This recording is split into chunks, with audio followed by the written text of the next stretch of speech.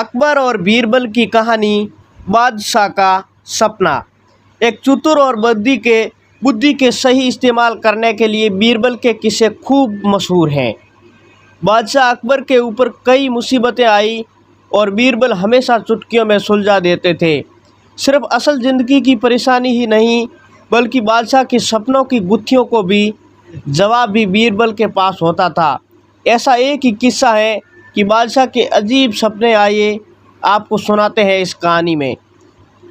एक बार की बात है जब बादशाह अकबर गहरी नींद से अचानक उठ गए, फिर रात भर सो नहीं सके। वो बहुत परेशान थे क्योंकि उन्होंने अजीब सपना देखा था जिसका मतलब वो समझ नहीं पा रहे थे। उन्होंने देखा कि उनके एक बाद एक सारे दांत गिरते गए और आखिर में सिर्फ एक ही दांत बचा। इस सपने में वह चिंतित हो गए कि उन्होंने इसके बारे में सभा में चर्चा करने के बारे में सोचा। अगले दिन सभा में पहुंचते ही अकबर ने अपने विश्वसनीय मंत्रियों को अपना सपना सुनाया और सभी से राय मांगी। सभी ने उन्होंने सुझाव दिया कि इस बारे में किसी ज्योतिष से बात करके सपने का जवाब समझना चाहिए। बादशाह को ये बात सही लगी। अगले ही दिन उन्होंने दरबार में विद्वान ज्योतिष को बुलाया और अपना सपना सुनाया।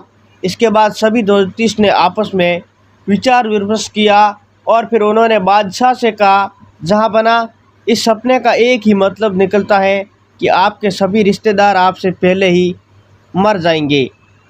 ज्योतिष की ये बात सुनकर अकबर को बहुत गुस्सा आया और उन्होंने सभी ज्योतिष को दरबार से जाने का आदेश दे दिया।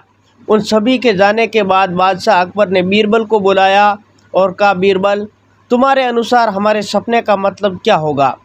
बीरबल ने कहा, हुजूर, मेरे हिसाब से आपके सपने का मतलब ये था कि आपके सभी रिश्तेदारों में से आपकी उम्र सबसे लंबी और ज़्यादा होगी और आप उन सभी से ज़्यादा समय तक जीते रहेंगे। इस बात को सुनकर बादशाह अकबर बहुत खुश हुए। वहाँ मौजूद सभी मंत्रियों ने सोचा कि बीरबल ने भी ज्योतिष की ही बात को दोहराया है। इतने में बीरबल ने उन मंत्रियों से कहा कि देखो, बात वही थी, बस कहने का तरीका अलग था। बात को हमेशा सही तरीके से सामने रखा जाना चाहिए। मंत्रियों को इतना कहकर बीरबल सभा से चले गए। कहानी से हमें ये सीख मिलती है कि किसी भी बात को बोलने का एक सही तरीका होता है। विचलित करने वाली बात को भी सही तरीके से कहा जाए तो उनको बुरा नहीं लगता। इसी तरह से बात को हमेशा सही तरीके से सलीके से रखा जाना चाहिए। उम्मीद करता हूँ कि कहानी आपको पसंद आई होगी। आप लाइक करके हमारे चैनल को आप सब्सक्राइब ज़रूर करें।